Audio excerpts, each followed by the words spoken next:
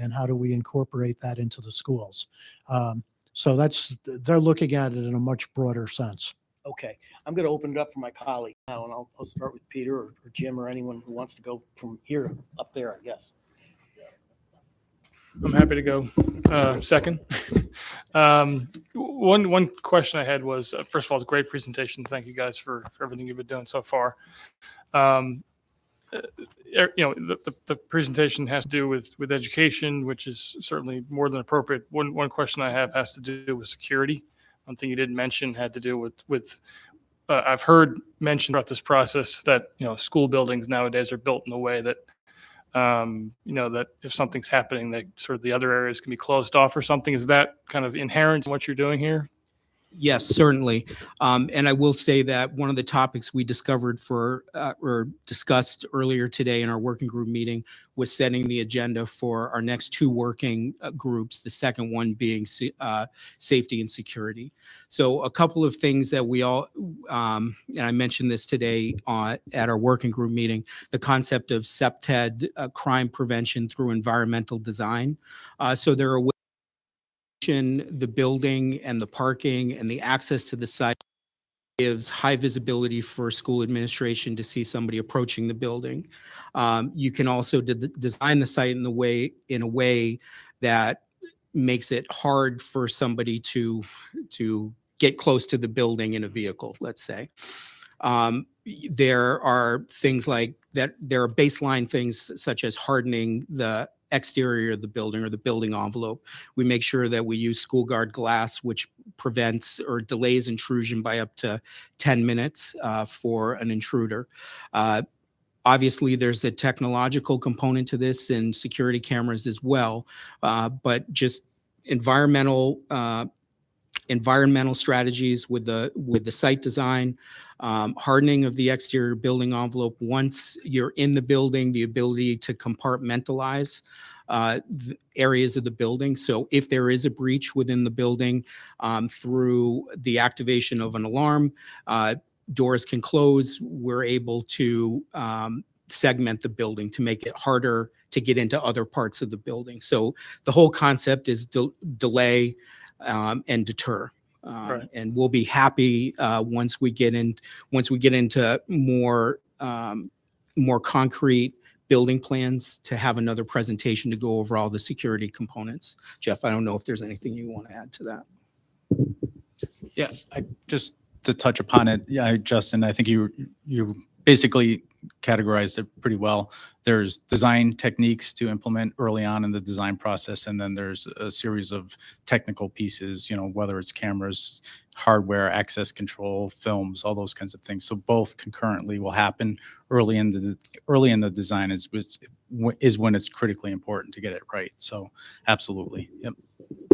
Okay, great. And one other question I had too has to do with, and it may be just kind of early in this process since these are just conceptual, but with losing the ball fields in the back of Norton and I guess Chapman too, and Darcy, because the Challenger group uses that field. I think we want to kind of just make sure with the new layouts, the new schools, that we were going to be kind of replacing all those recreational facilities we have. So I assume that the building committee will discuss that at some point, but I just wanted to kind of put a marker out there as one of the goals. It's just in looking at the layouts, the conceptual plans right now, there isn't that much, but again, these are just concepts at this point. I understand that. Thank you. Yes, we will certainly discuss with the building committee.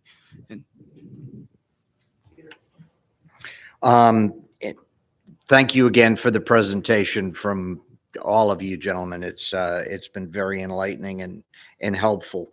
I know these are conceptual, so I'm not going to focus on specifics. However, there in the north end that you presented in these conceptual plans, and in the one for the Norton, there are 3 different protected play areas.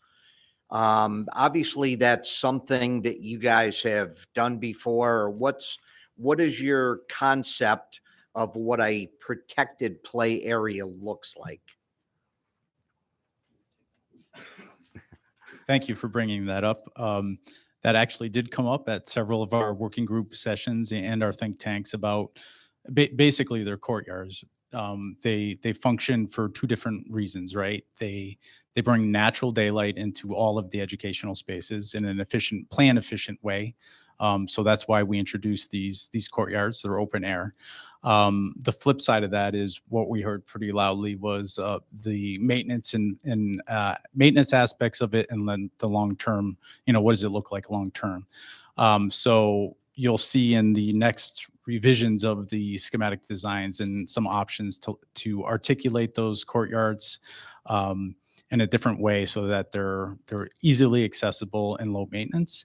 The reason why we call them outdoor protected play, the unfortunate, over the last couple years here with COVID, I think one good thing that came out of it is the reconnection with the outdoors, especially with the educational spaces. And I think as long as they're designed in a way that they're low maintenance and high use and flexible, I think they can be a distinct advantage to an educational facility. So more to come on that, but completely, I think I understand some of the concerns. We certainly heard them from the school district side and from the user group side as well. So thank you. And that's kind of, you anticipated and cut me off about where I was going, was the maintenance aspect. I understand that we want these facilities to be open, bright, let's use the natural lighting. However, we're fresh off capital budget where we've been talking about window replacements, and we did the courtyard at Cheshire High School, which is a nice space to have. However, you're replacing windows every 20, 30 years. So that's kind of where I was going with it. I love the concept of having an area that is somewhat bright for kids, and especially protected to piggyback off of what Mr. Jinks was talking about. So, but thank you. I appreciate it. And thanks for the answer. Okay, Mr. Malone? Sure. Thank you very much. I concur with my colleagues. It's a nice presentation. You've accomplished a lot in a short amount of time.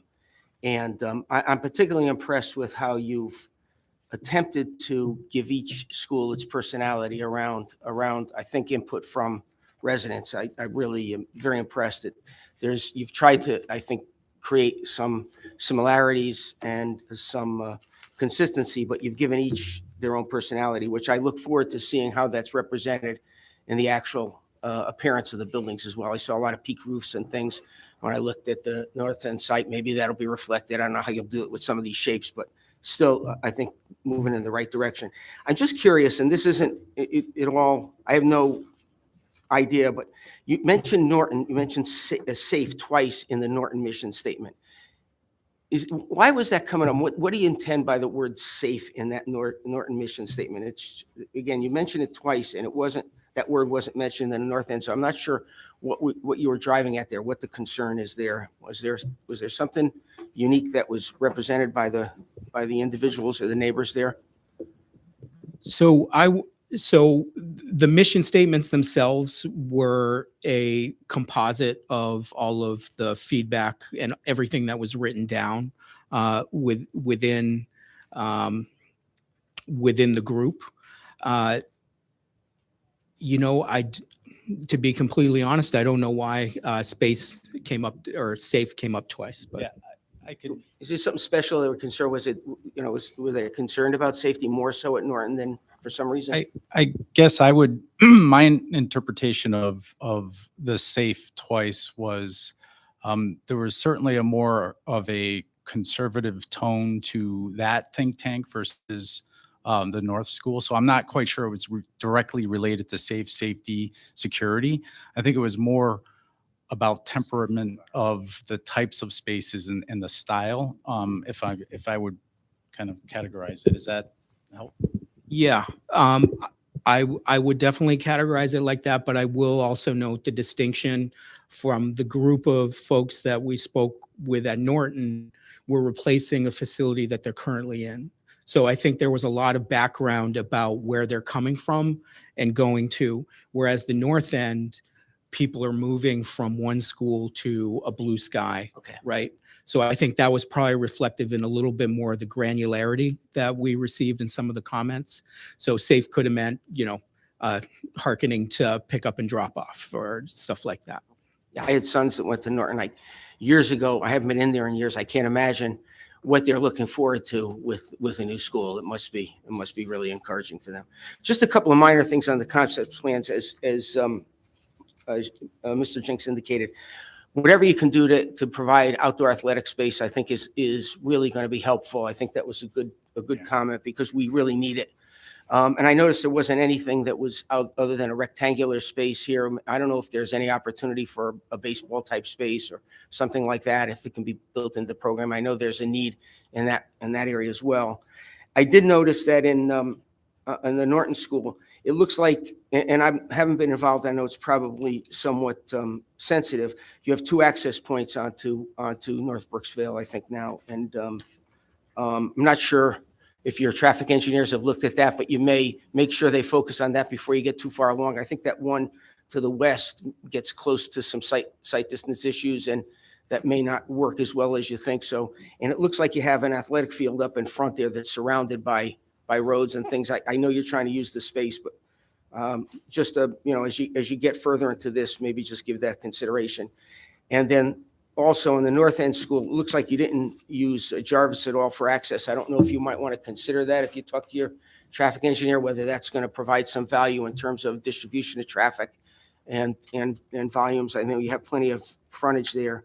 And when you do get into more detailed design, please leave enough money for foundations for athletic fields over there, because I know you're going to hit some difficult soils and probably going to need some extra money to put maybe some sand beds and things under those fields. So I don't want to not budget for that and have them not function well. So, but thank you very much. It's a great progress. Thank you. All good points. Thank you. Thank you. Thank you. And the committee, the amount of work you guys are doing is unbelievable, and the great people that you've brought on who want to be part of this. Thank you for bringing them forward to our community. Since Norton is replacing a school that's there, has there been some thought to some kind of a tribute or homage to the old school, maybe like an entranceway or something that might come from the old school to the new school? I've seen that done in some replacement buildings, and they've had a lot of emotional attachments to that. I'm surprised Peter didn't bring that up, being that he's Well, I thought maybe there'd be a bust of Tim and I in the main lobby or something. Okay, I for one think it's an ugly school. I mean, it was a fine school. Yeah, it's pretty ugly. well, and the second thing, and I don't know if I'm overlooking this, but the ed specs talk about 18 to 20 in the classes, but we have now 21, 22 in many of the 4th, 5th, and 6th grades that will probably be going there.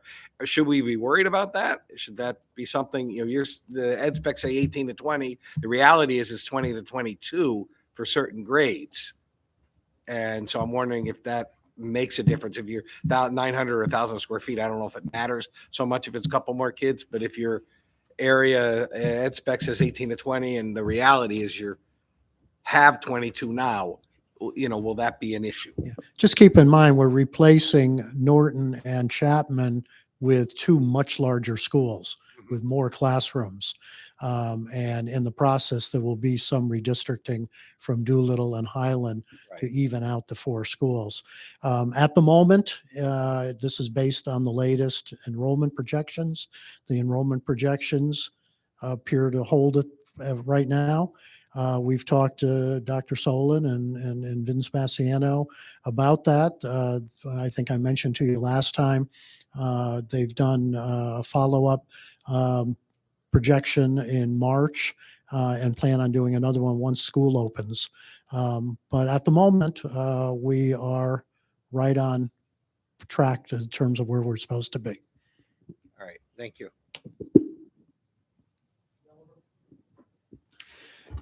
Thank you. And again, I'm just going to echo, you guys have, it seems to make an amazing amount of progress so far. This is good.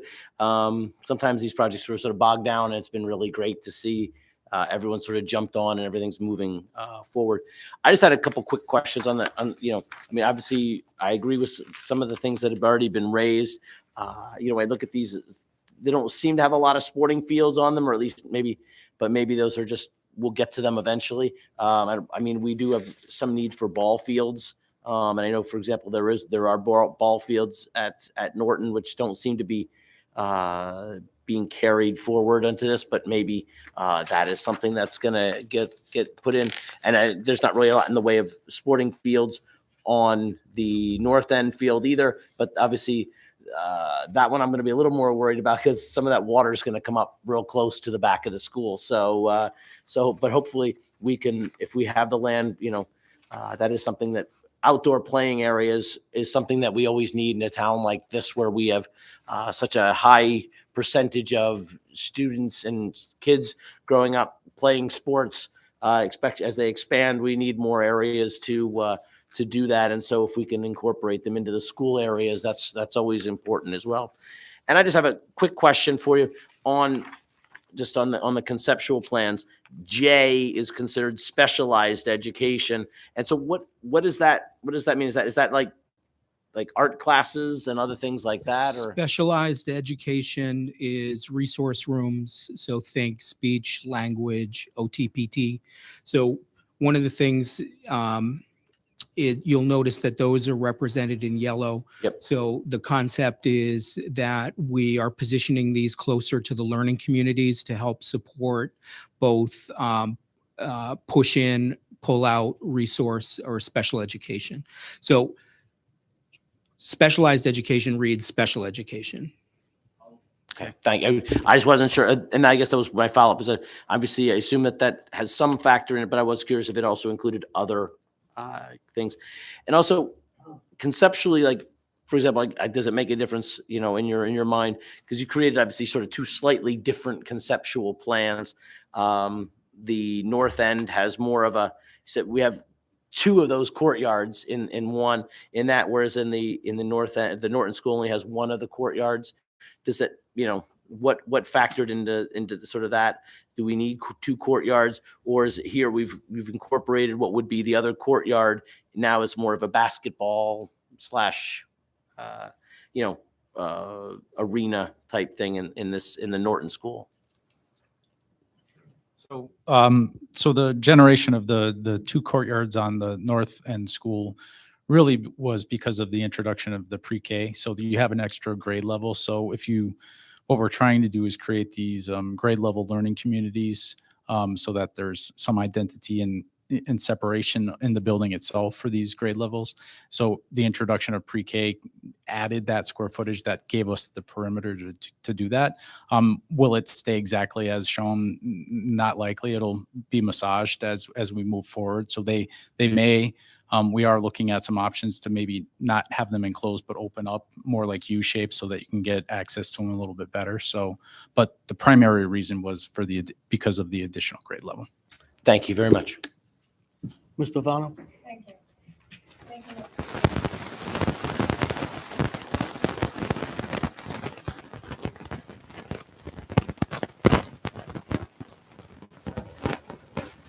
So flexible seating, and as we get into some of the FF&E design, which is fixtures, furniture, and equipment, what we really try and do is allow for any modality of teaching that can happen in the classroom. I like to talk about this a lot. The way that all of us went to school, myself included, we had one modality of teaching, right? We sat in a desk and faced the chalkboard. Now there's up to 20-something modalities of teaching, and it's traditional classroom teaching, small group room, peer-to-peer, individualized learning, large group. So we try and leverage, we can't design every type of classroom for every classroom. So what we do is try and leverage our furniture selection to support flexible seating arrangements, flexible table arrangements, so that we can reconfigure the classroom with the furniture in order to support all those different modalities.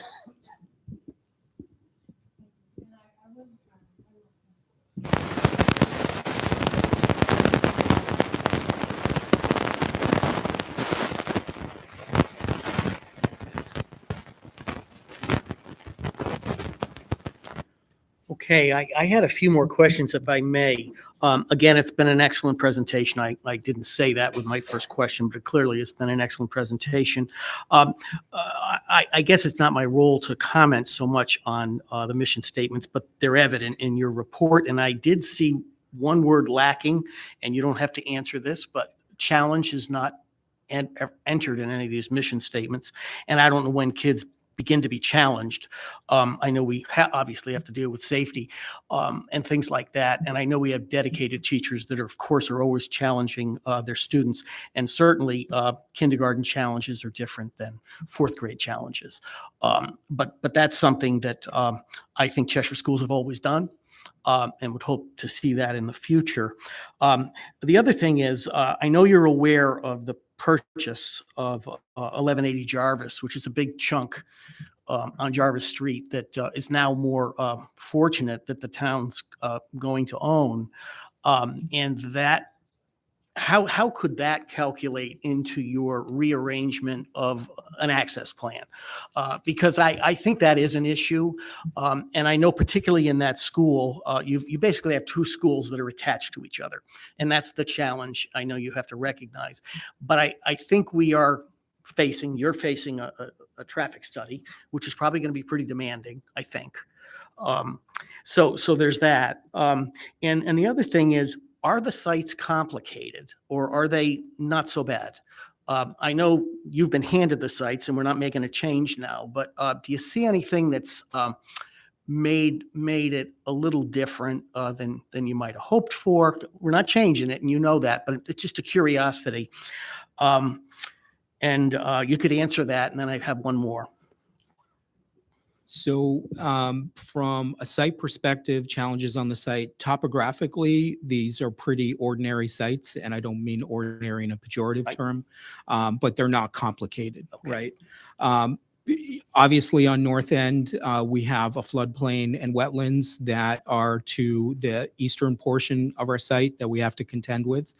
There is a slope from Marion down towards the wetlands that we will need to accommodate. To answer your earlier question about the additional property on Jarvis, we thank you. It makes our site planning a lot more straightforward and possibly opens up a separate entrance for the early childhood program, so that we're not co-locating those entrances on the same street.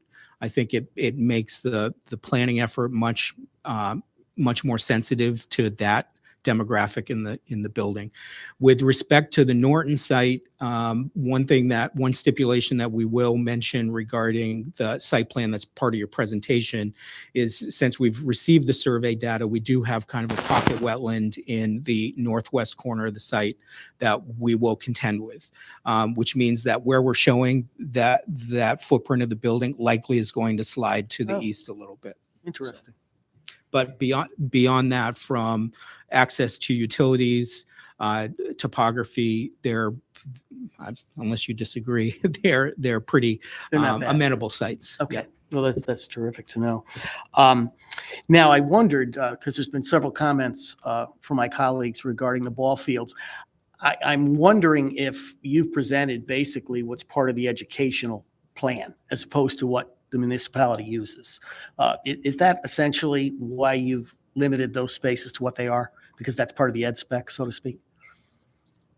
Yes, the answer. Okay, because I think is that's yes. an important stipulation, and helps us really recognize what we may or may not be able to do. I'm not sure that that's an excuse to not try, or if it just changes the rules a little bit. And finally, I was interested in the plan for more special ed in Norton. Is that because the district has found they're better just homing more of the special ed kids in their home schools, and that's why you're looking at that?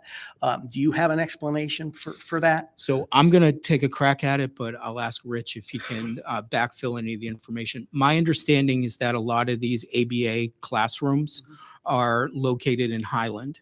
And as part of the as part of the redistricting effort, a segment of the population that uses those spaces are going to be at Norton.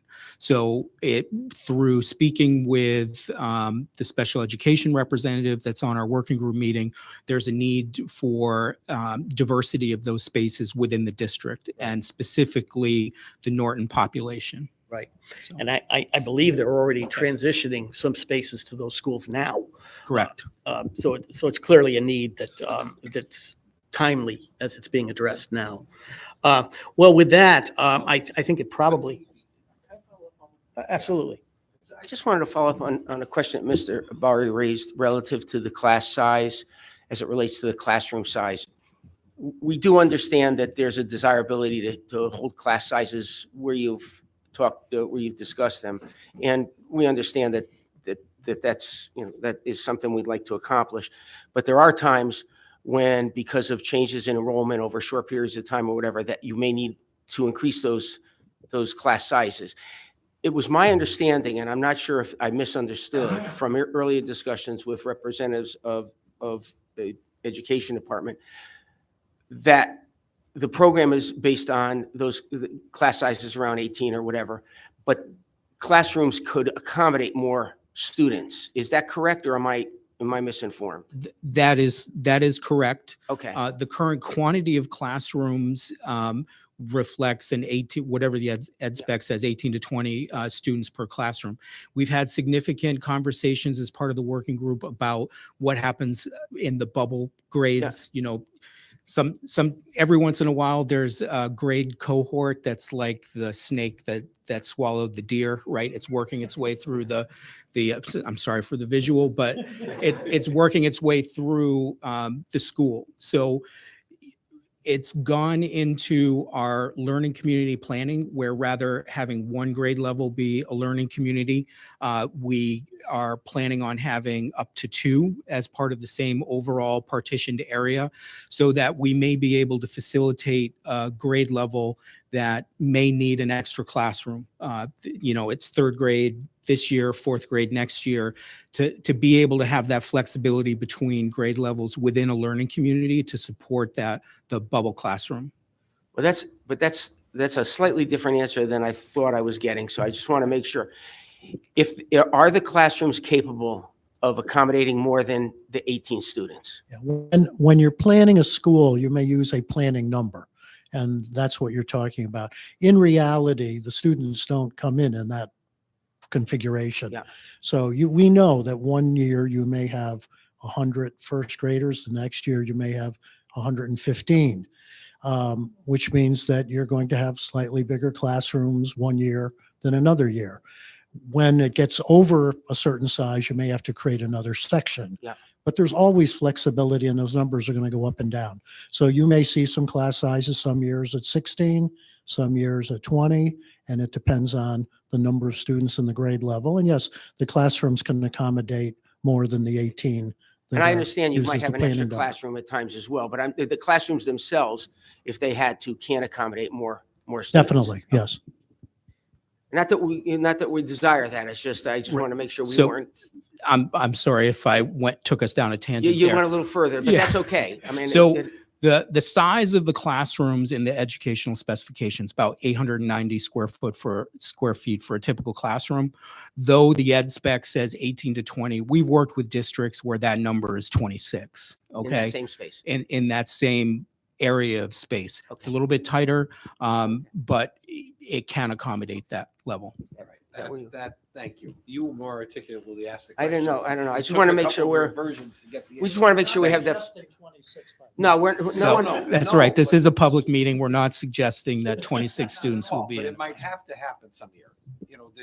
There may be issue. You have 5 groups, and you may be able to have to go down to 4 for some reason, and add 2 or 3 more kids on average. And if we're really stuck, Of running a school from year to year. well, Yeah. and as a principal. So. Thank you very much. Well, I think we've probably exhausted our time with you, and we know we'll see you again. I think it's fair to say you are viewed, the whole team is viewed by us at the meetings that are accessible by YouTube, and I know many of my colleagues, including myself, engage in the meetings, not necessarily live, but, recorded level, and they're fascinating and they're helpful. And anything you need from us, we're here. We're going to hear about it anyway. So we do want to be engaged in the process. If it means by virtue of just sharing the information, we'll have you back for sure. Thank you very much, Rich. Thank you for your time. Thank you. Welcome aboard.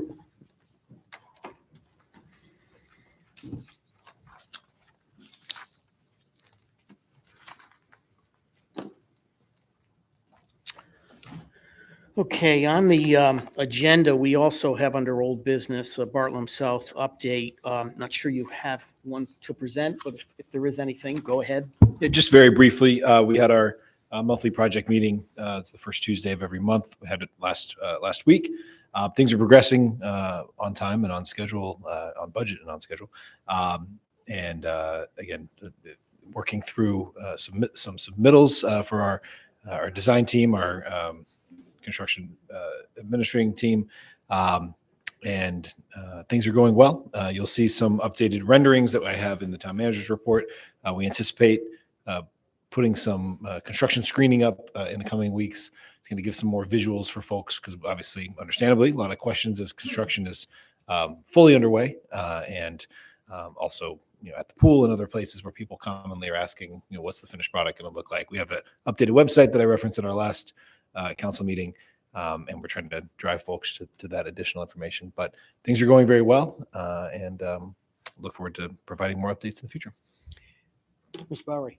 Just briefly, there was some discussion now that the legislature has closed for the year and the budget is adopted and all, that there was initial or other grants that might be available to us. And I don't remember whether. So we're hoping, a couple different things, but we're anticipating and hoping that there will be additional funding, which we had talked about before for the band shell, closing the band shell loop.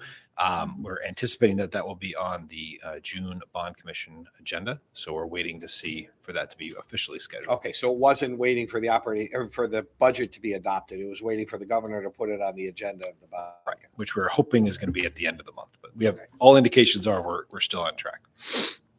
Thank you. Good. Fix that. Okay, anyone else got a question? Go ahead. I just had a quick one. Sean, any progress on the modified bathroom facility? Is that going forward still the way we had envisioned? Just Yep, curious. still going forward. I know it's being reviewed. There were, I'm looking actually through some of the construction notes from the last meeting we had. And I know that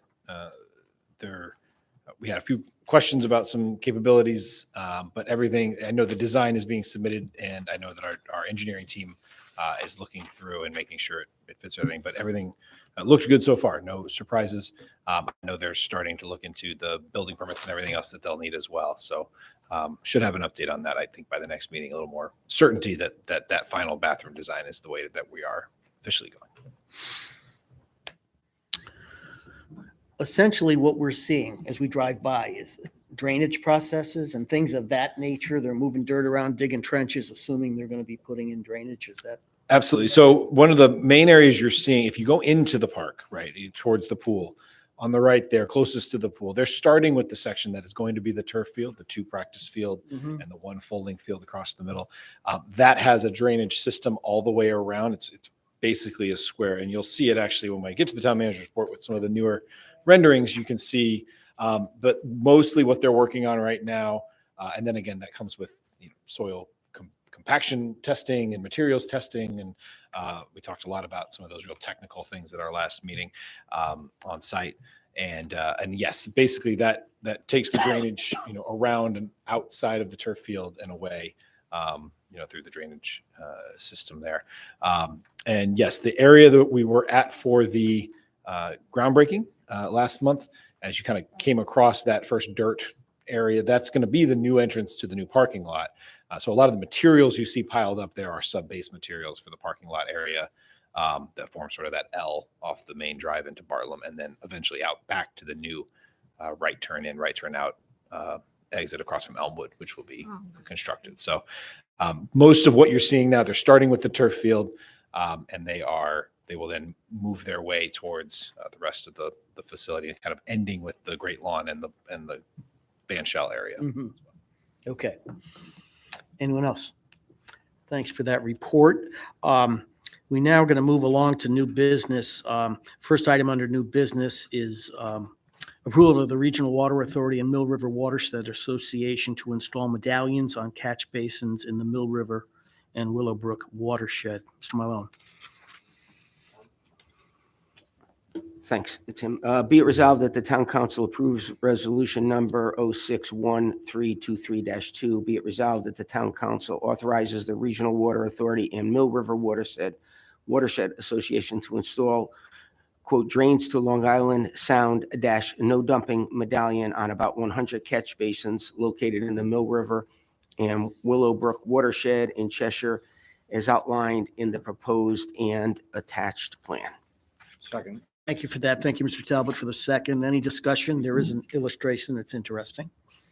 Yeah, this is a nice program. It just advises people that to be careful of what they allow in catch basins by putting little medallions on top of them. I wouldn't like to admit of what I did when I was young and No. We were with catch also dumb. basins. So so it's nice to remind people what's They really appropriate, do. particularly in areas of sensitive water supply.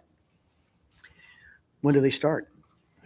I don't know. I don't know when this actually gets started. Do you I think know? it's this, so as soon as it's approved, I think they're ready to move forward this summer or into the fall, as they're ready to move forward. They mentioned the streets and they all look appropriate. It's exciting. It's a very nice program. Developer. Yeah, are they, I'm seeing the picture here. So it looks like they attach it to the top, the concrete part of the thing. Okay. So it's going to be pretty noticeable, hopefully, and make people think about it. Thanks. Terrific. Any other questions, comments? I guess we're ready to vote on this. All those in favor signify. Opposed? Motion carries unanimously of those present. Very good. We move along to B, which is the approval of the 2023 Neighborhood Assistance Act program submissions. Ms. Bavano. Yes, thank you, Mr. Chair. Be it resolved that the town council approves resolution 061323-3. Be it resolved that town council approves the Hometown Foundation Incorporated submission for their Police Canine Project and the Ball and Socket Arts Incorporated submissions for various energy conservation measures, including installation of energy efficient roofing on building 2 and 3, new HVAC systems for building 3, electrical installation and site lighting for the parking lot area of the site to the state of Connecticut 2023 Neighborhood Assistance Act program as presented at the public hearing on June 13th. Thank you for that. We have a second, Mr. Developer. Thank you. Discussion. Oh, this was already discussed at the public hearing, but to go a little further, some of the equipment that will be purchased by the canine police program would be starter packs, bulletproof vests, and GPS watch and collars. And the second part of that would be the ball and socket, which has been described as HVAC and energy and electrical. Thank you. Any questions? I guess I have one. So this is very helpful to Ball and Socket, for example, because this is actually a loan they can get that isn't remediation. It's remediation proof. Is that accurate? That's correct. You're saying, is this a, In other words, they don't have to have remediated everything to get this loan. It actually helps them get their work done. yes, it does. It's kind of they're not going to get any bank loans, I guess is what I'm saying at this stage for many of this until they remediate, correct? So this just gives them further, This allows them to, it makes them more attractive for donations. right, For businesses to donate okay. The to, business is actually getting yeah, so the they don't advantage. get, yeah, so Ball and Socket gets no money from the state. Okay, What they do get is the ability to grant their donors an additional 40 to 60% off as a tax write-off. So it becomes much more attractive for Okay. donors. it becomes more beneficial for a donor to make a Right. donation. So they now basically, any of these groups, they reach out to their donors, obviously, on this and make Exactly. the sales pitch. Exactly. And then we get a report 20 Mhm. years from, Yep. 2 years from now on how it worked out. We actually get a report, usually in the fall, we'll get Okay. information. Yeah. Okay. Excellent. Okay, any other questions besides my silly one? Okay, all those in favor? Opposed? Motion carries unanimously of those present. Okay, we now move to the adoption of amendments to Building Fees Ordinance, Section 3-3. Mr. Belliber. Thank you, Mr. Chairman. Be it resolved, the Town Council approves Resolution 061323-4. Be it resolved that pursuant to the recommendation of the Ordinance Review Committee, the Town Council approves and adopts amendments to the Building Fees Ordinance, Section 3-3. Section 3-3, same implementation, Sections 118 through 118.5 regarding fees as follows. Section 3-3A is amended to change the building permit fee from $25 per thousand or fraction thereof to $30 per thousand or fraction thereof. Section 3-3A is amended to change the building permit fee from $12 per each additional $1,000 or fraction thereof to $15 per each additional $1,000 or fraction thereof. Section 3-3E is deleted in its entirety. The remainder of Section 3 remains unchanged, unaltered by the foregoing amendments. These amendments will go into effect on July 1st, 2023. Thank you for that. May I have a second? Thank you, Ms. Pavano. Discussion. Thank you, Mr. Chairman. Well, this was the public, subject of a public hearing. As discussed, these are increasing our building permits fees to sort of put us in sort of the middle of the pack and also be in line with our projections for the current budget year. So, Any questions? Seems straightforward, well explained. I'll call for a vote on this. All those in favor? Opposed? Motion carries unanimously of those present. The next one is the adoption of the new proposed tax overpayment retention and billing waiver ordinance. I realize this is an ordinance, and I was going to assign Dave Bowery because it's budget sensitive. Whoever wants to take it, it's in your hands. oh, okay. Well, thank you. Be it approved that the Town Council approves Resolution 061323-5. Be it resolved that pursuant to the recommendations of the Ordinance Review Committee, Town Council approves and adopts a new tax overpayment retention and billing waiver ordinance as follows. This is in the ordinance and obviously was also the subject of a public hearing. So this has already been read. So this new ordinance will go into effect on July 1st, 2023. Terrific. We have a motion. We have a second. Second. Ms. Pavano, thank you. Thank you. Thank you for the second on it. As discussed at the public hearing, this primarily shores up and makes the tax collector's job a little easier by eliminating the ability to sort of clear up things that will take up, it's actually more of their time than the cost to fix these. So. Terrific. Okay, I know we've thought about it, and I think we're ready to vote on this. All those in favor? Opposed? Motion carries unanimously. Okay, we move along to E, which is adoption of a flag flying policy on public property in Cheshire. Mr. Thank you. Belliber. Thank you. We're on a roll here.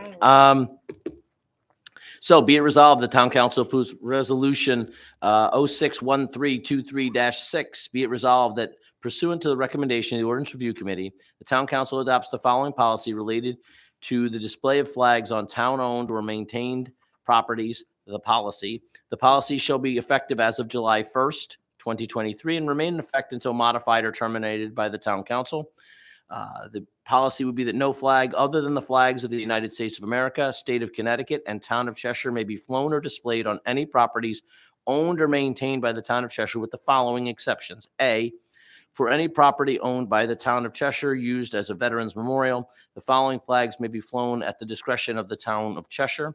1, the POW MIA flag. 2, the official services flags of the Armed Forces of the United States of America. Or 3, an official flag, ensign, or service pennant of any military unit in recognition of that unit's service to the state of Connecticut or United States of America. And you want me to use the substitute language? Please. And B, for any town of Cheshire owned property serving as an office station or substation of the town of Cheshire Police Department and or Fire Department, and any apparatus, vehicle, or equipment of the police and or fire department, the official departmental flag. In adopting this policy, the Cheshire Town Council declares that flagpoles owned or maintained by the town of Cheshire are not intended to serve as a forum for free expression by the public, but rather as a non-public forum for the display of the flags authorized herein as government speech. Okay, we have a motion. May I have a second? Second. Thank you, Mr. Mylon. Discussion. Thank you, Mr. Chairman. This policy is being adopted for the purposes of basically limiting the flags to effectively sort of, I think, essentially to sort of protect the town against cases such as that we recently saw a U.S. Supreme Court case versus the city of Boston where they were sued because of their discretion as to which flags they would fly and which flags they would not fly. And so this is being done to sort of basically create a policy where we are only flying the flags of the United States, state of Connecticut, and the town of Cheshire. Mr. Talbot. Thank you, Mr. Chair. I'm going to propose an amendment to the flag flying policy. After a discussion, and I'll get more of that into that during discussion, but I received language directly from Town Attorney Jeff D'Onofrio. So this would fall as lowercase c under the exceptions and read a rainbow pride flag during the month of June at the Yellow House, 554 South Main Street. Okay, there's amendment proposed. I'll second that amendment. Thank you, Mr. Jenks. Mr. Chairman, thank you. And in response to that, I would just say that I understand that we've had that policy. In fact, we adopted or we were supportive of that policy for the last few years. But as I said, in light of this case, we wanted to try to keep this as clean as possible so that there is no discretion and we don't have a situation where we have a carve out for one group, but not carve outs for other groups. And so as all I understand the history of that, but I think unfortunately I couldn't support that amendment to this policy at this time in order to try to keep this as clean as possible so that we don't get into a situation where we have other groups saying, hey, you'll fly this flag, but not other flags. So. Mr. Talbot. Thank you, Mr. Chair. For the purpose of discussion on the amendment when the policy first surfaced, Mr. Jenks and I requested and held a meeting with Town Attorney Jeff D'Onofrio.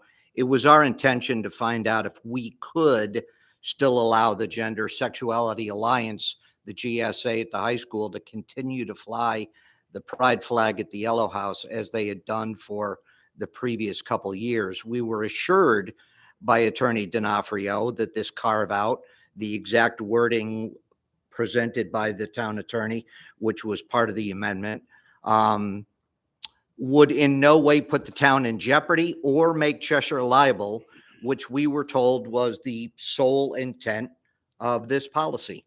At the Ordinance Review Committee on May 3rd, Attorney D'Onofrio was asked by Mr. Walsh if, in Attorney D'Onofrio's opinion, the pride flag was political.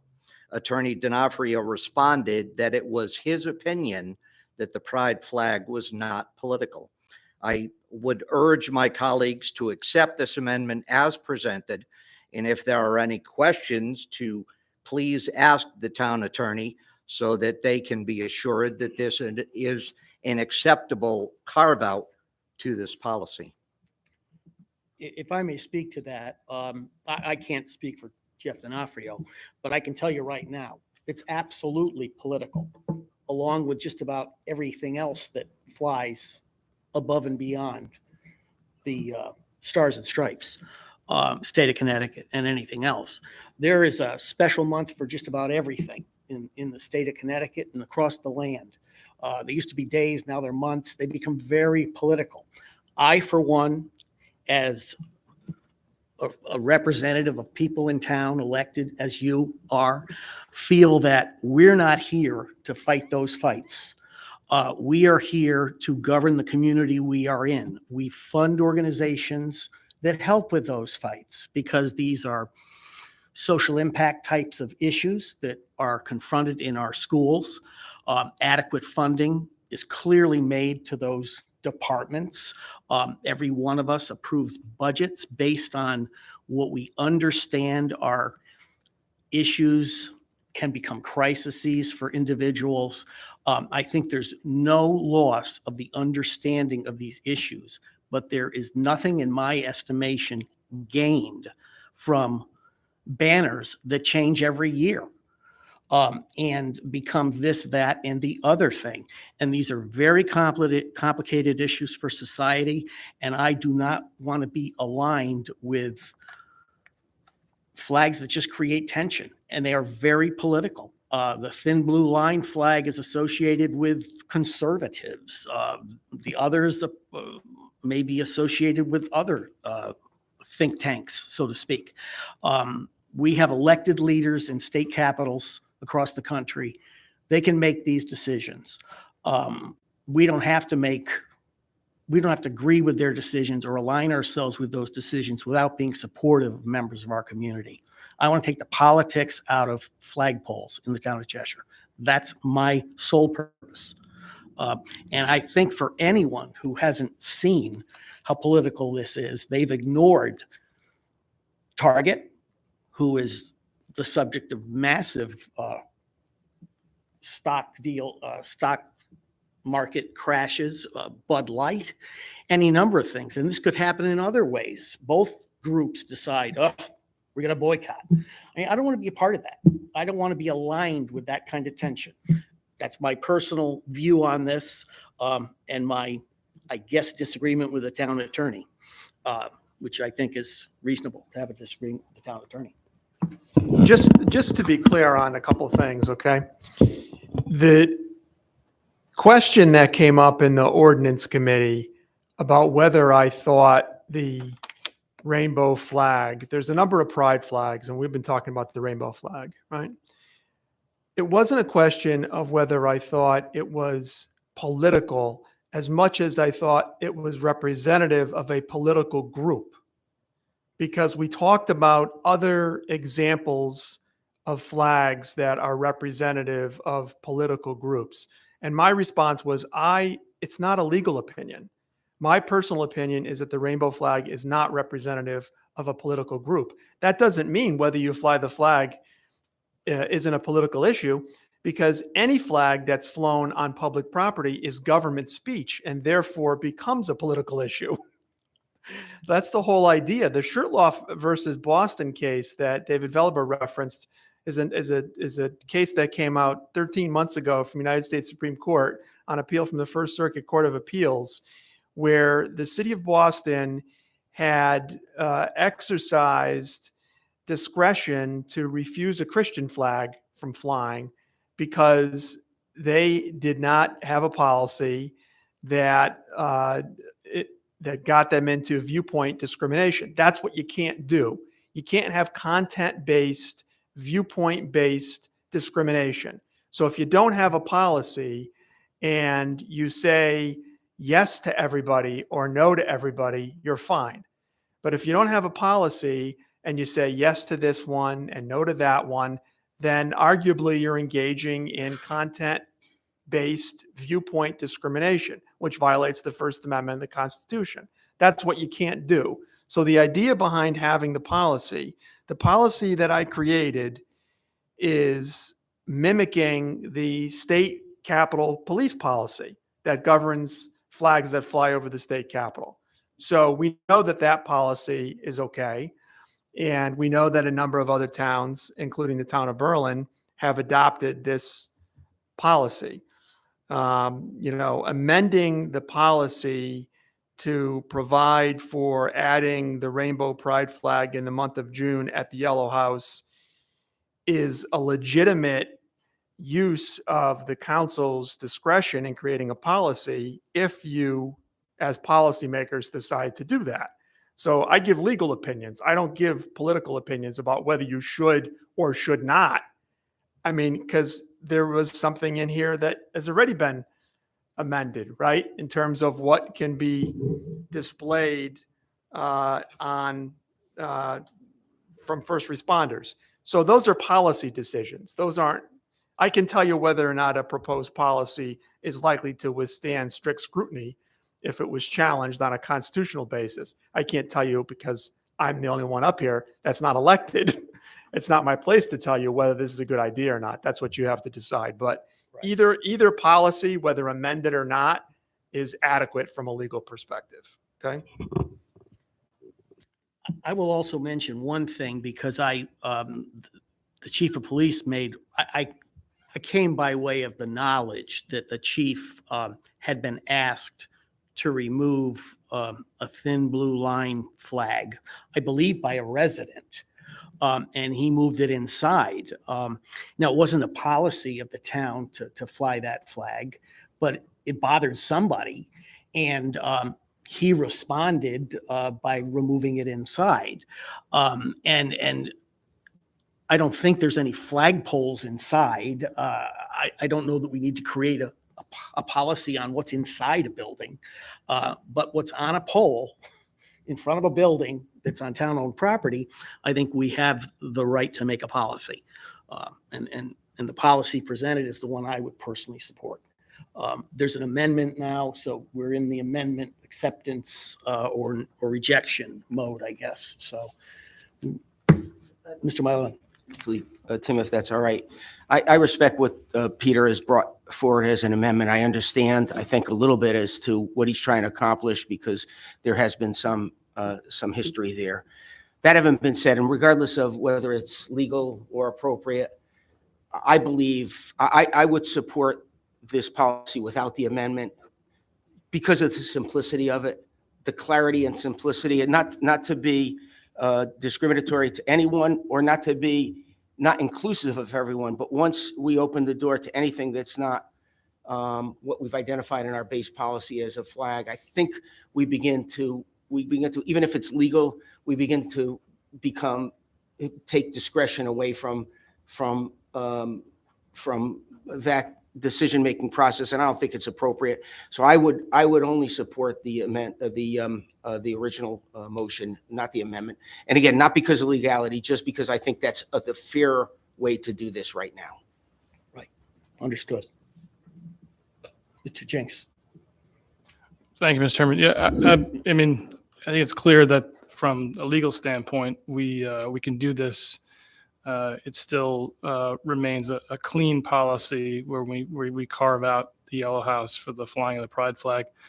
But I also think, given that we have been had the flag there for the last 2 years, and now we're not. To me, that is it's essentially to me it's saying that we're not accepting of that flag. We're not accepting of that community.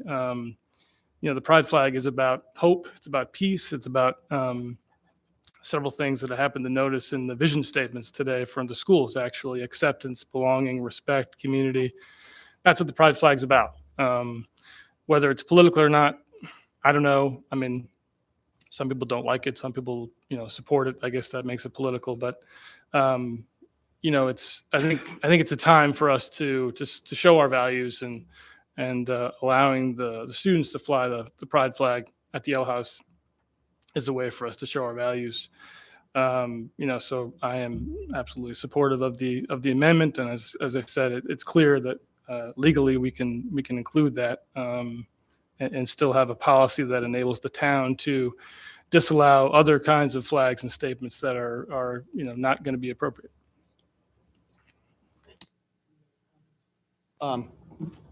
Yeah, thank you, Mr. Chairman. And I just wanted to follow up on something that the town attorney had mentioned.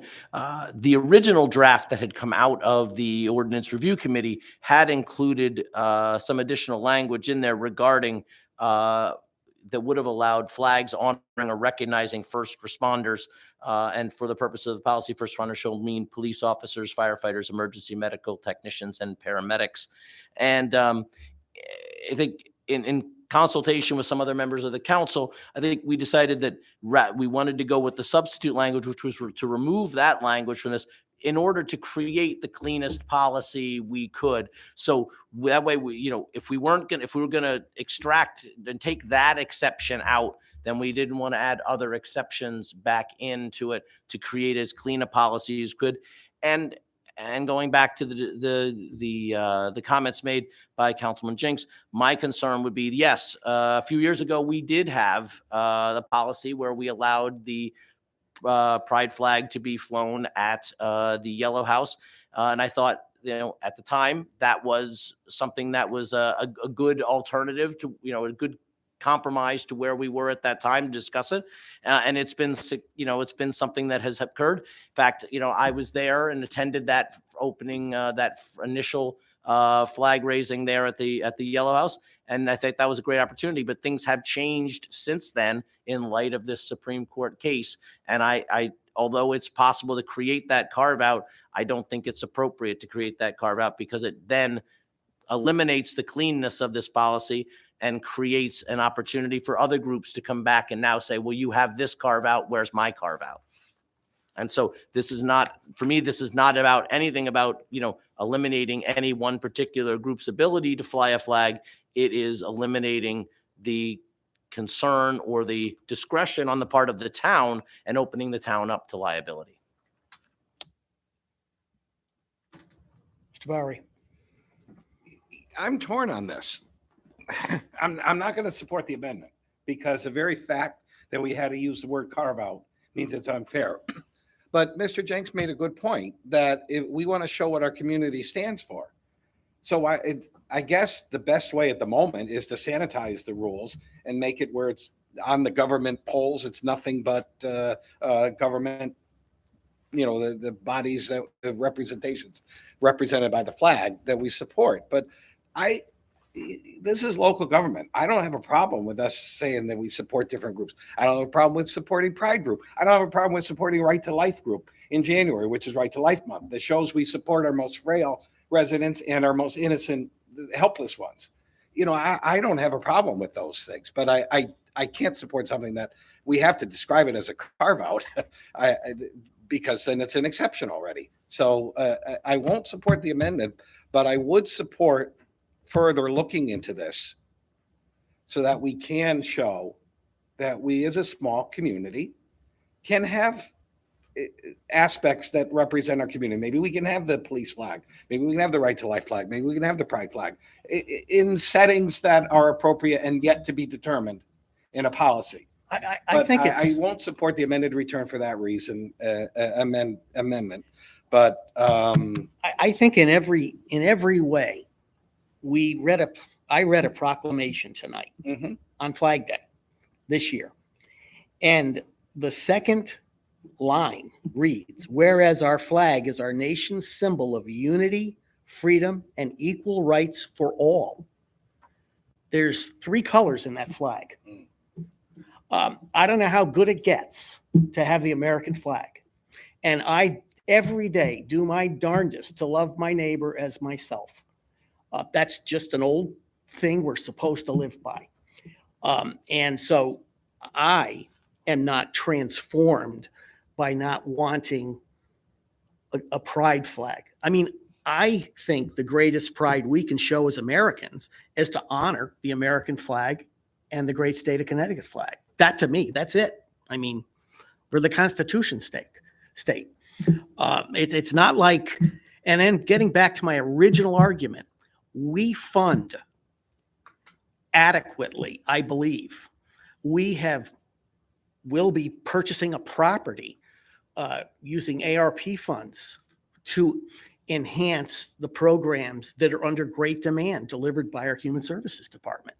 There's nothing this body does that doesn't really support the needs of the community. There may be levels of adequacy that we miss on, we just can't afford it, or whatever it might be. But there's no action taken by this body that makes any one of us different based on a flag policy, in my estimation. So I don't know if we have to vote on the amendment. I would imagine we have to vote to accept the amendment. Mr. Chair, I would like to make just a small comment? Oh, please do. So the only two comments I have, and Mr. Barrow, you're absolutely right, and I apologize.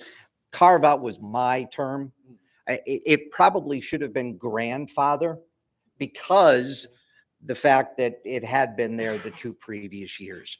To Mr. Veliber's point, a clean policy is a relative term. We've already been told by the town attorney that this in no way puts us at any liability.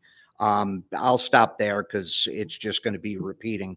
But I was told that there may be an individual that wanted to speak on this tonight, and I don't know if they do want to speak or they do. So if the council discussion is done, if you would entertain the public comment, Perfectly fine. I'd appreciate it. Welcome aboard. I appreciate that, Peter. Thank you very much. So my name is Filantini. I am a Cheshire resident. I grew up here. I work in Cheshire now at Youth Services. I am the individual who originally started the pride flag raising 3 years ago at the Yellow House. When I originally introduced this idea, I reached out to a couple town employees, town government officials, and I said, as an LGBT youth, I was the president of the GSA, which is the Gender Sexuality Alliance at the high school. I said, we need to have pride flags not only in our schools, but we should have them outside of our schools to show kids coming in and people in our community that this is a safe space, and make a statement. Sure, it's a statement, but make a statement, because that's how I feel that I felt safe at Cheshire High School, but I knew that not everyone did. So I wanted everyone to know that. We made a compromise to have the event at the Yellow House because we thought it would be controversial to have all the flags at the school, but the decision was to work up to maybe putting together an ordinance that would say, well, these flags are okay, this is not, and I know that's not easy, but that was a conversation that was had. Anyways, we had the pride flag raising at the Yellow House 3 years ago. I spoke last year. We had it again with the current president of the GSA. And this year we were advised to not hold the event at all. That's because of this ordinance. In Connecticut, 73% of LGBT youth experience discrimination based on sexual orientation and gender identity. And 42% of LGBTQ youth seriously considered suicide in the past year. That's 2022, according to Trevor Project. I know this is not just a statistic, but it's also my personal experience. And I want youth in Cheshire to know that this town and their schools are a safe space. The Rainbow Pride flags is just a symbol and shows that students are welcome. All students are welcome. To be shorter, compromise and blah, blah, blah. Sorry, I know the climate and I'm living in it, really personally living in it. And I feel that the town has an opportunity here to make a statement. I know we don't sometimes want to because it can be controversial, but I think this is an important statement to make. And unfortunately, it seems that just by proposing this ordinance, a statement has been made. I had this past, not Saturday, but the Saturday before that, on June 3rd, we had our pride flag raising this year, but we had to hold it at the church because we couldn't hold it at the Yellow House. Church welcomed us with open arms. I'm not religious, but it was great. We have a banner right across the street. When it's sunny out, you can see it again. It's white. It has rainbow design, and it says, "It's all about love." Because that's all it is. It's just trying to show acceptance and love in this town that sometimes doesn't show it as much as they say they do.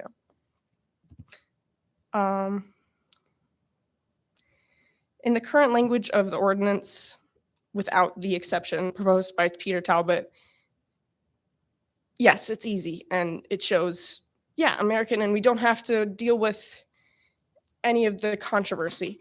But I wake up every day and have to deal with it. And I want the town to make a statement and show that you do care about what I go through every day and all of the youth in Cheshire that go through every day at the high school and at the younger schools where it's more controversial to talk about those things. Because as I said, yes, I felt really accepted at the high school, but I cannot say the same for the schools I went through before that. So thank you guys for your time. I hope you work on making some sort of compromise, but I hope that the ordinance is not passed in its simple form tonight. Thank you. Thank you for your comments. Thank you. I do appreciate them, definitely. Of course, I've already said that, if there's flags flying inside a school or wherever they got to fly, that's a statement in a classroom. It's a very different statement as far as I'm concerned. That's for those regulators to take care of it, in my estimation. We're basically talking about town flagpoles here. I don't know how many there are, but we're talking about town flagpoles. We're gonna vote on the motion to amend. All those in favor of the motion as amended by Mr. Talbot and seconded by Mr. Jenks? Opposed? Motion fails. Amendment fails to the motion. Okay, that brings us back to the original motion, which we have discussed at some length, but if there's further discussion, whatever, now's the time to do it. Mr. Talbot. Obviously, to say the least, to say I'm disappointed and deeply saddened by the actions of my colleagues would be an understatement. That being said, you know, I just, in its current form, I cannot and will not support the flag policy. Thank you, Mr. Talbot. It's a fair and reasonable comment. Any other comments? Okay, I'll call for a vote on the original motion. All those in favor signify. Opposed? Motion carries, however many, 5-2. So with that, we will move along to different business. The approval of transfer of uncollectible property taxes to the suspension list. Mr. Bowery. Chairman, back to the mundane business of the town council. Be it resolved that the town council approves resolution 06-1323-7. Be it resolved that the town council approves the transfer of uncollectible taxes as presented and attached to the suspense tax book.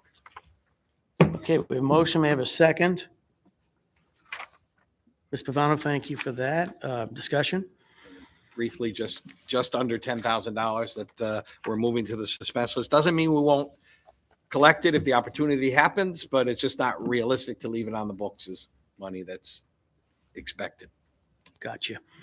Any other comments, questions? I'll call for a vote on the motion. All those in favor? Motion carries unanimously of those present.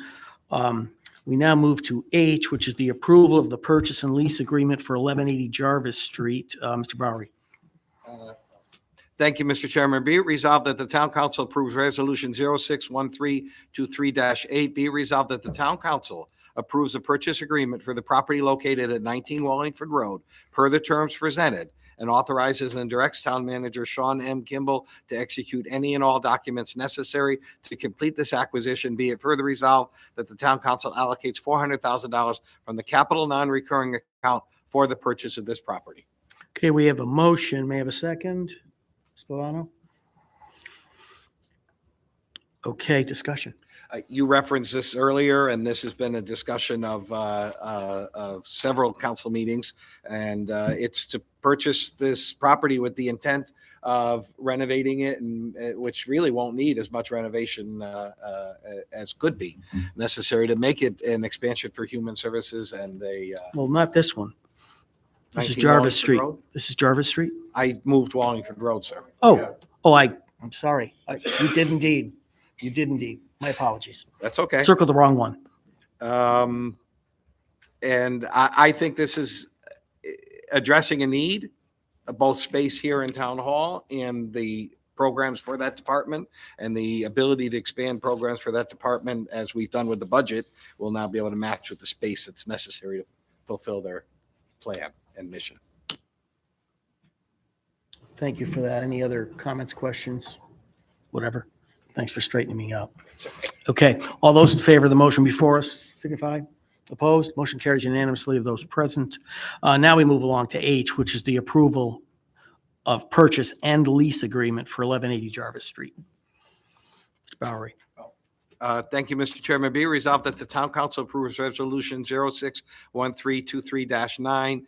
Whereas funding has been appropriated in the fiscal year 24 general operating budget for the purchase of 1180 Jarvis Street. Be it resolved that the town council approves the purchase and lease agreement for the property located at 1180 Jarvis Street for $380,000 per the terms as presented, and authorizes and directs Town Manager Sean M. Kimball to execute any and all documents necessary to complete this acquisition.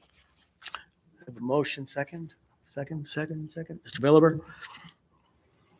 Mr. Chairman, this has also been the discussion point at many of our meetings, and we just heard tonight from our experts who are designing the school that this gives them much more flexibility and great leeway in designing the new North End School. So I think this is important that we have pursued this and have now ready to conclude the ability to add this to that property.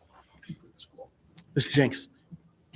Thank you, Mr. Chairman. I just wanted to comment that I'm going to vote no on this resolution, despite the comments tonight. We've heard that before as well. It's a 44-acre property that it seems clear that that it's a large enough property to fit everything we need there. So I can't support the purchase of the property.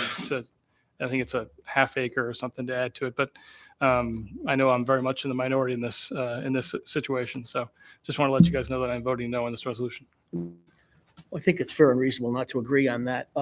One thing I wanted to point out was that, because folks may ask, well, you've got $166 million to spend on a couple of schools. How can't you not include that? But we basically couldn't. That was never part of the original ask. So this had to be a special appropriation, through council action. So hopefully that answers a question that might come out of someone with a very reasonable question about so much money that was approved. So any further comments, questions, queries? Only just one note, you have the letter of intent attached, and just again, for the public's edification, the salient points are, of course, the purchase price of $380. Also, the current occupants are going to be allowed to lease and continue to occupy the property not to exceed June of next year, Right. For a rental rate of $1,000 per month. So I just want to make sure that that's understood in terms of the agreement that we are entering into. Right. That's a very good and fair point. Okay, if there's no further discussion, questions, queries, I'll call for a vote on this. All those in favor? Opposed? Okay, we have, this will again, we'll have 5-2 vote, 5-4, 2 opposed. Okay. The approval of renewal of cell tower lease at Cheshire Police Department, 500 Highland Avenue. Ms. Bavano? Thank you, Mr. Chair. Be it resolved that the town council approves Resolution 061323-10. Be it resolved that the town council approves the renewal of the lease with Verizon Wireless with the updated terms presented for the south site located at 500 Highland Avenue, Cheshire Police Department. And be it further resolved that the town council authorizes town manager Sean M. Kimball to execute this license agreement pursuant to the terms and conditions as presented and approved by the town attorney as to form and function. We have a motion, may I have a second? Mr. Vellabur, discussion. Yes, we are increasing the rent, it looks like for $3,400 a month. And this is part of a 25-year term, is that correct? You want to talk about that? Happy to do it. Yes, Yeah, we've why had this. No problem. So the existing lease was began back in May of 2005. So we are in year 18 of a 25-year term. So we are extending our agreement with Verizon to occupy that portion of the tower at 500 Highland Avenue above the police station. The original lease included a 3% escalator every year. So that it started at $2,000 per month, and that is raised to about $3,400 a month. So we're continuing. You'll notice that the first year of this extension is at $3,400 a month, and then is adding 4 additional 5-year extensions to the agreement. So again, this is a very creditworthy tenant, if you will, on our poll. Provides also valuable cell service to the area, and it's a prime central location, desirable for Verizon as well. In our discussions with both Jim Jascott, but also Attorney D'Onofrio, who has some experience with these agreements, we felt and agreed that this was a fair rate and a good deal for the town to reaffirm this commitment going forward and add additional years to that. So I don't know if Jeff had anything else, but that's pretty much a summary. No, the one change that was made was that instead of adjusting the rental rate in 5-year increments based on CPI, it'll be adjusted annually. Okay. Excellent. Any questions, any arguments, any deliberations? We're ready to vote. All those in favor signify. Opposed? Okay, we're all, you good on this, unanimous vote of those present. We now move to J, which is the approval of amendment to the municipal and residential solid waste and recycling contract with AJ Waste Systems. Mr. Belliver? Oh, yes. Sorry, I forgot Don was not going to be here. Be it resolved, the town council approves resolution 061323-11. Be it resolved, the town council approves the amendments to the municipal and residential solid waste and recycling contract with AJ Waste Systems LLC for the 2023 bulky waste collection program. Be it further resolved, the town council authorizes town manager Sean M. Kimball to execute this license agreement pursuant to the terms and conditions as presented and the approval by the town attorney as to form and function. Okay, we have a motion, we have a second. Thank you, Mr. Milano. Discussion. Thank you. This is a resolution to authorize the amendments to our contract with AJ Waste to allow for the bulky waste pickup. And with that, maybe I'll turn over to Sean to go through a summary of the plan for this year's bulky waste pickup. Thank you, Mr. Belber. This was a topic of discussion at last night's Solid Waste Committee meeting to confirm and review and recommend to the council, as you said. The negotiated arrangement, so to start in our existing agreement with AJ Waste, there were provided two collections pricing for 2019 and 2021, which were the prior to bulky waste collection dates. So this is a contract amendment because we are adding a third bulky waste collection to the agreement. This was discussed through the budget process this year, and the one-time fee for AJ Waste for the collection would be $165,000, and the disposal cost would be $115 per ton collected. Based on our experience, we estimate that the townwide collection will generate between 800 and 1,000 tons, which would result in an all-in cost of between $257,000 and $280,000. We did appropriate $280,000 as part of the adopted budget for fiscal '24.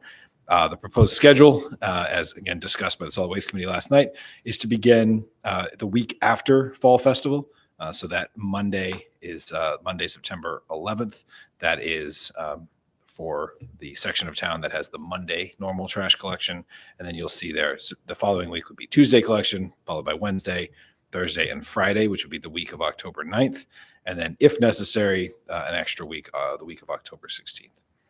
I think that pretty much summarizes it. Happy to answer any questions. Talbot. Thank you, Mr. Chair. Sean, just briefly, what was the 2019 and 2021 one-time and per ton fee? So the one time was $150,000 and $155,000. The second time, if I recall correctly, I could find it to confirm if I'm off, but I believe it was 150 and 155. And then I know I believe the first one was $100 a ton. I can confirm. And the second one was negotiated at the time, and I can get you that number as well. This initial proposal was at $110 a ton, but during our budget deliberations with the costs that they were experiencing, they did send us a letter that if we agreed to do it, it would need to be at $115 a ton back in March. They've held that price through to today when we're looking for authorization. But it's nothing drastically out of whack with. It's not, no, yeah, the it's not previous, drastically so, out okay. of whack. That answers my question. Thank you. Mr. Bowery. Just a couple of questions and maybe directed to Mr. Belver as acting chair since the chair's not here. Yep. I did listen to the meeting. And I would need two things. One, clarification that October 9th, which is Columbus Day, that won't affect this though, right? That's a full week because that's not a full holiday. Right. It's the October 9th is yes, indicative correct. of that week of a normal Friday Okay. collection. That's right. The second point, I'm concerned about the discussion year after year. We seem to tighten a little bit what we'll take. Well, the won't take list gets longer. I know we can't take hazardous materials. I know we can't take tires, but that, in my mind, that almost should be it. And I know we're trying to expand it to not taking glass doors and some other, I mean, Pianos. that's, well, I understand the pianos too, because of the weight and the different, yeah, all right. So see, already I'm expanding it. You But, must have a lot of junk this but year. but no, a lot of it got taken the other day. I just put it out. But I'm concerned that the vendor is having us have an attitude that we've got to get tighter and take less and less. You know, if you have a sliding door that's glass that you're going to get rid of, you know, if the glass breaks on their yard, then that's how they put it out. That shouldn't be the vendor's concern. If he drops it in the road, I think is one example that you use. Well, yeah, that is their concern. So I'm not saying that we have to change that and now allow the glass. I'm saying that I'm concerned that the list of don'ts seems to grow. And I really think that makes it harder for our residents. I mean, now you got to cut that I don't even mind. Cut it. As long as, and I think, Sean, you said, yeah, we will take basketball hoops, even though it says we won't, as long as you make them the right size. I think the emphasis has to be on the size. And I know a lot of people have those to get rid of. And if it says no basketball hoops, people aren't going to think they're going to cut it up into 3 pieces so it's the right length to be able to take. So, I mean, it was quite a bit of the half an hour was on what we're not going to take. And I'd like to see the attitude be more on what we are going to take and how we can make it easier for the residents to get rid of things they need to get rid of. Basically, they're stuffing into trucks that the stuff has Right. to fit. It has to fit the truck and not so puncture the they side of obviously it. took I the understand. basketball thing out of a box Right. before they put it together. I mean, understand. There are certain things that are just. But there's realities. ways around it. And I think the town manager had a good attitude about it and say, well, maybe we could just cut it up so it's the right size and say what size, as opposed to we're not taking basketball hoops. We're not taking items more than 6 feet or that are puncturable or something. I don't know. Just my thoughts. Right. No, fair enough.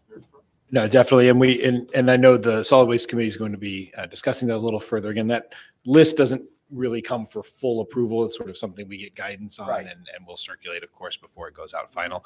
But the point is well taken. And again, I think it has evolved over the years, really from experience, right? From whatever has gone wrong, right? Something that's broken apart on a road are probably the examples, but certainly good feedback. And I think something the solid waste committee will continue to talk about. Mr. Jinks. I'm also in favor, Mr. Barr, of speaking less of the things we can't take and it taking less time to speak of those things. But I just wanted to say and I'm going to support this resolution. However, I hope that if in the event that this time around we don't collect a lot of stuff again, that we will consider a 3-year cycle as we've discussed in budget. I'm supporting this because we're not using Cheshire taxpayer funds necessarily. We're using our ARPA funds. But I think going forward, I hope that, like I said, if it seems that we're not getting as much value out of these 2-year pickups, that we'll consider doing it every 3 years. Anyone else? I'm actually with Mr. Jinks on this. I didn't think we needed to do this. It's just the way it was, but you vote for a budget, you vote for all of it. So I'll obviously be supportive of this. And I'll also remind folks that they can always get rid of stuff that the town won't get rid of them for. I mean, it's just unfortunate that we have to go and make those trips down to Regional Water Authority with the hazardous stuff, or we have to call Get My Junk or whoever it might be. But, these are usually one-time costs, the cost of doing business in a household. So what can we do about it?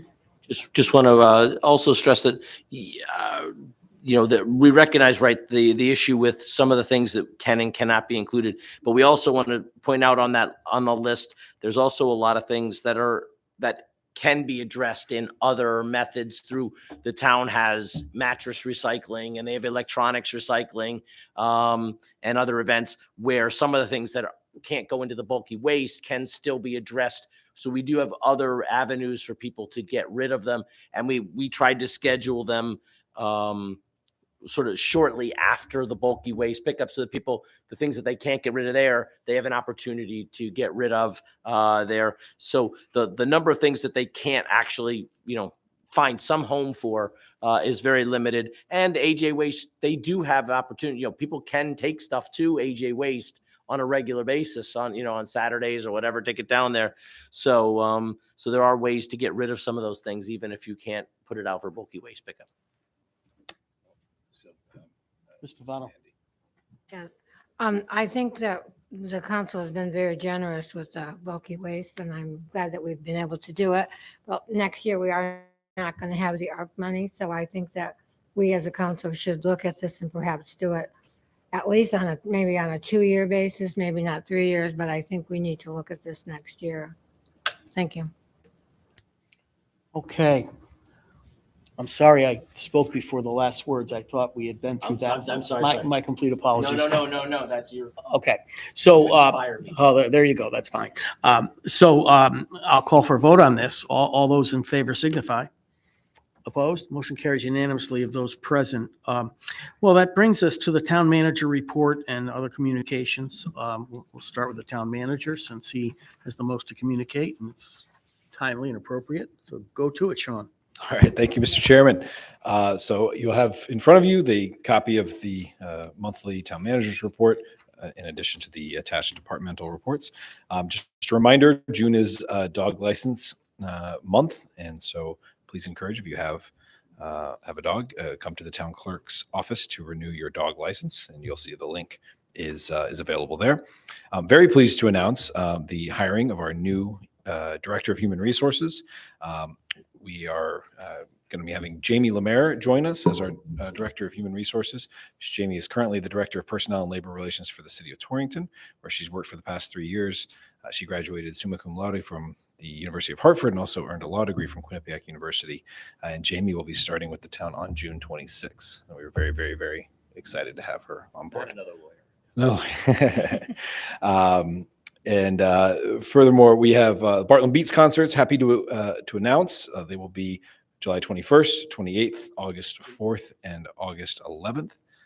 So you'll see the list of bands there. And just a reminder, hopefully we won't have any rain dates needed, but if so, rain dates are the following Tuesday for each of the shows. Those shows are at 7:00 p.m. The Cheshire Library, I won't read this one verbatim, but the Cheshire Library Summer Reading Program is underway and is also starting with a official kickoff at Mixville Park on June 23rd, 6 p.m. to 7:30.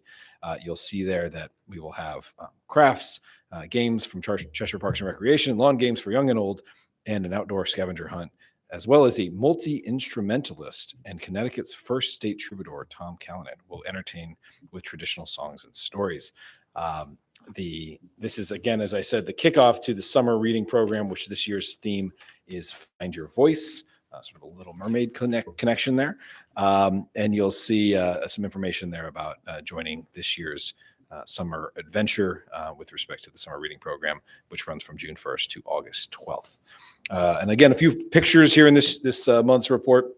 Happy to report the Dime Savings open space parking area is currently under construction for access to this wonderful town asset of open space we have over by the Wolcott line. The access is actually from Wolcott on 322 you'll see the new pavement going in. Those are photos from just yesterday on the apron area, and very excited to have this accessible option for folks to access the Dime Savings property, which should be done in the next couple of weeks. Some more show and tell there. You'll see photos from the recently accepted Dickerman Road pump station, which was accepted per the developer's agreement with the WPCA. So again, a few nice photos there of a pump station. A reminder that town facilities will be closed next Monday, June 19th, in observance of Juneteenth. Please note, though, while town offices are closed, the Cheshire Community Pool and various recreational clinics and lessons will remain open as scheduled, and there is not a delay in trash or recycling collection. And then finally, I referenced earlier, but you see some updated renderings. These will be on our website. We received these today. So you've seen renderings before. They were usually based on initial concepts. To most folks, it will look very, very similar to what you saw before because the design has stayed very, very consistent. But there's a few small tweaks and things that have changed and evolved over the last year. But we will be putting these images up on construction fencing and signage in and around Bartlett Park for folks driving by or using the park to get a sense of what's coming. And we're very, very excited and appreciate everybody's support. Appreciate the council's attendance at the groundbreaking we had last month, and looking forward to more updates as the construction continues. And with that, I will conclude my report. Thank you very much. Any questions for our leader? go ahead, Mr. Chinks, and then David.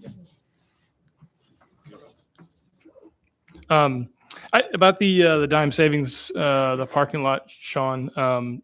Thank you and thank you to the Public Works for getting that done. It's something we've been kind of talking about for a few years. I'm curious. So I know that's the only open space property in town where mountain biking is technically a part of the use plan. But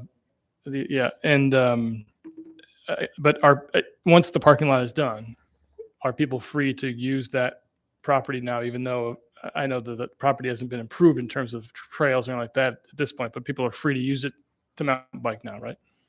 Yeah, that's my understanding. Okay. I think, again, it's on the inventory for our Public Works folks, and again, our open space steward, as you'll recall, is our Parks and Recreation director.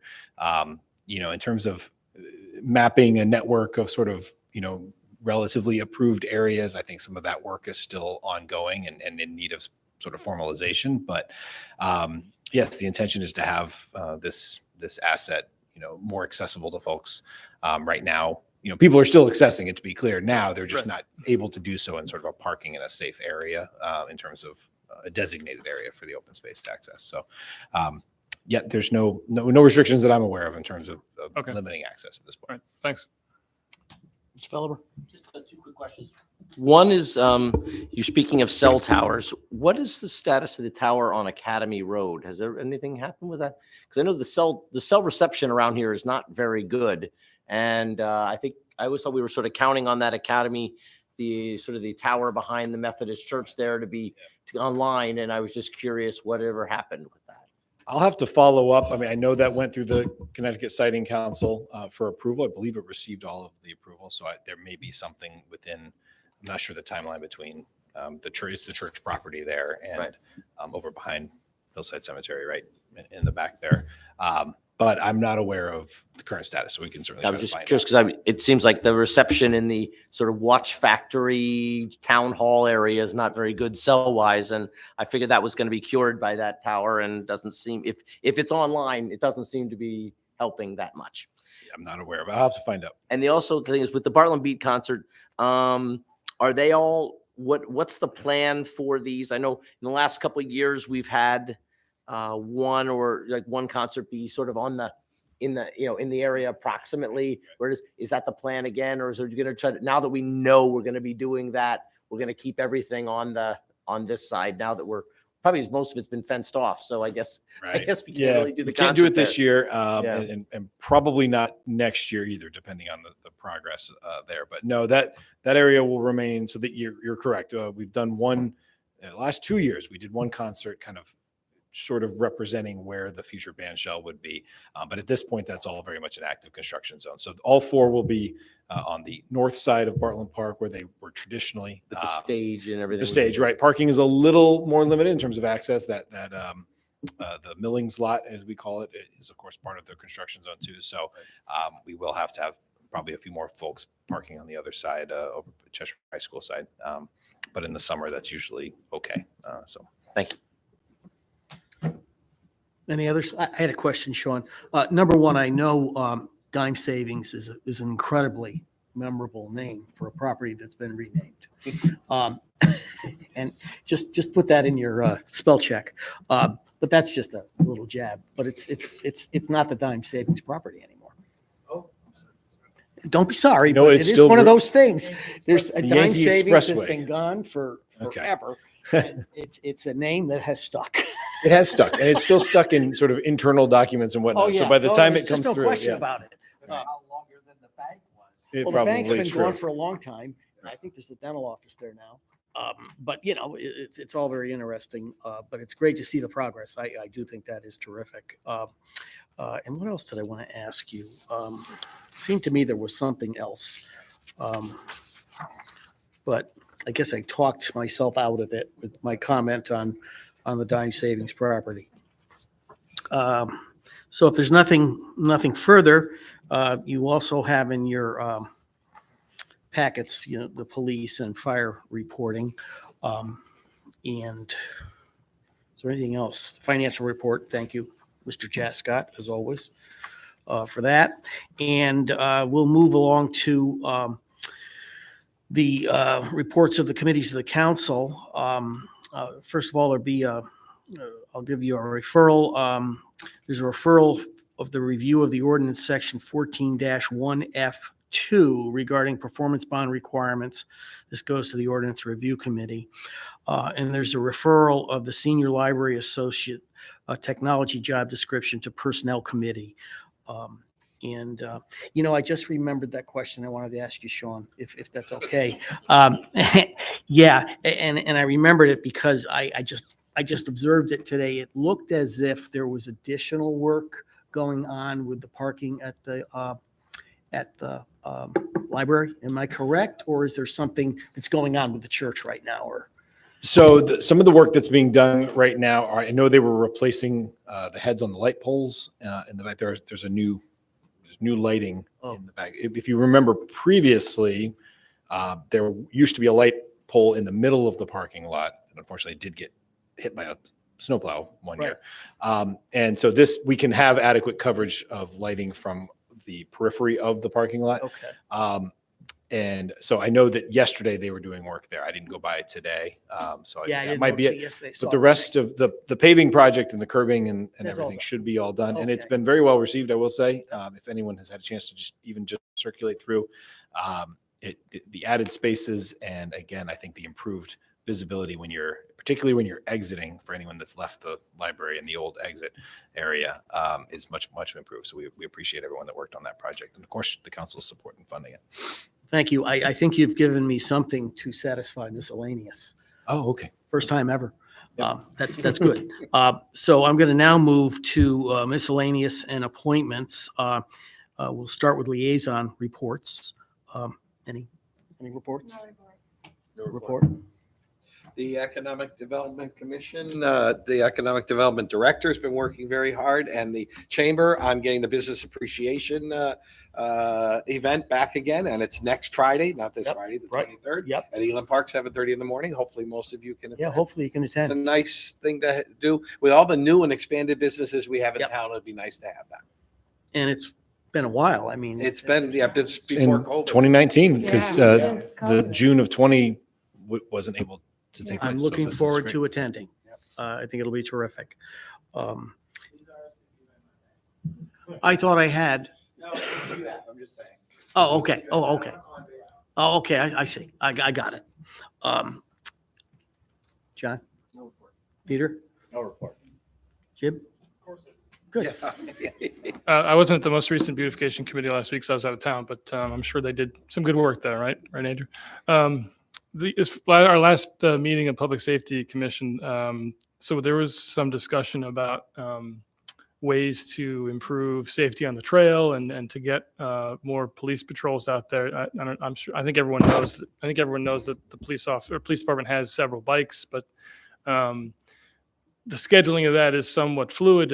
An officer can choose to come in and be a bike patrol officer kind of when they want to, or usually it's on the weekend if they have the opportunity to.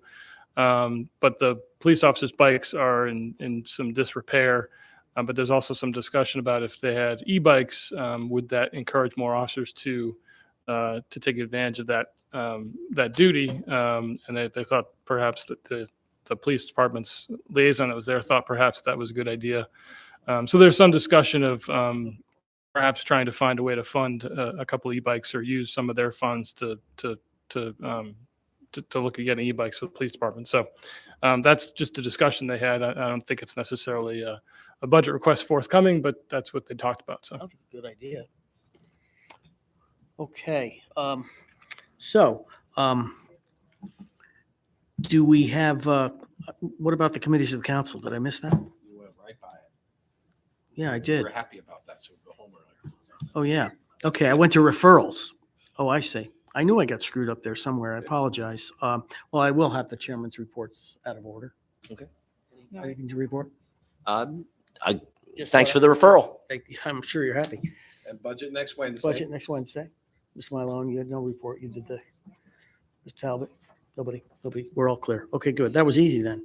Are there any appointments to boards and commissions? I'm not aware of any. Oh, okay, fine. Okay. Thank you, Mr. Chairman. I have one.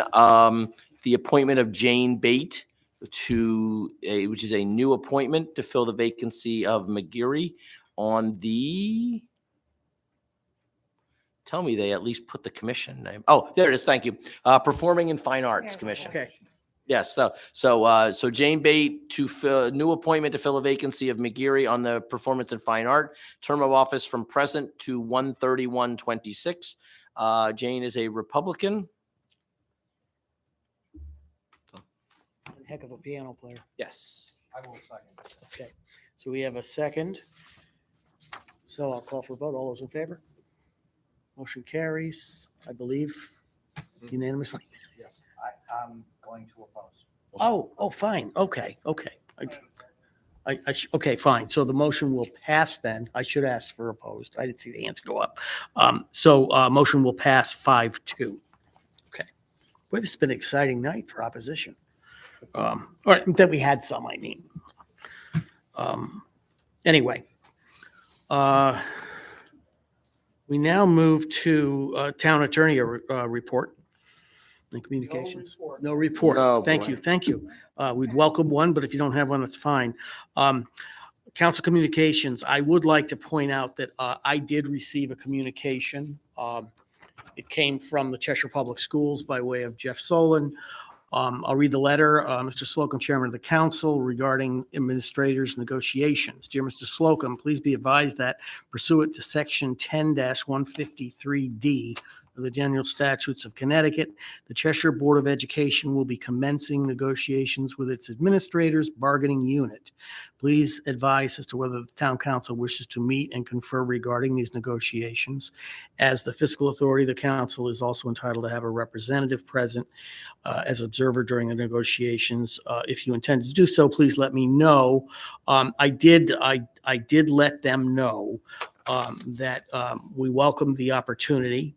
And Sylvia did sit in as personnel director on several last negotiations as an observer. So there's really not a lot to be done there, but she will also join me at an initial meeting of quote unquote management. Okay. And they'll discuss, I guess at that time, strategy. So we'll report that as we go along, but just wanted you to be apprised of that communication that we had, because I would presume there will be more to come as they enter into more negotiations, which we know they're facing. And there is, again, miscellaneous. I don't really have anything. There apparently are items for executive session. It's been confirmed tonight. So I will ask for a motion to go into executive session to include Mr. Martelli, Ms. Talbot. Jim, you have to be here, no? Okay. Ms. Shepherd, town attorney, town manager, and of course, all of us on council. For the purposes of Of contract negotiations. contract I negotiations. will make that motion. Thank you. Thank you much. So all those in favor? We're in, and we'll just wait for a timely exit of whoever's recording. TV to turn off.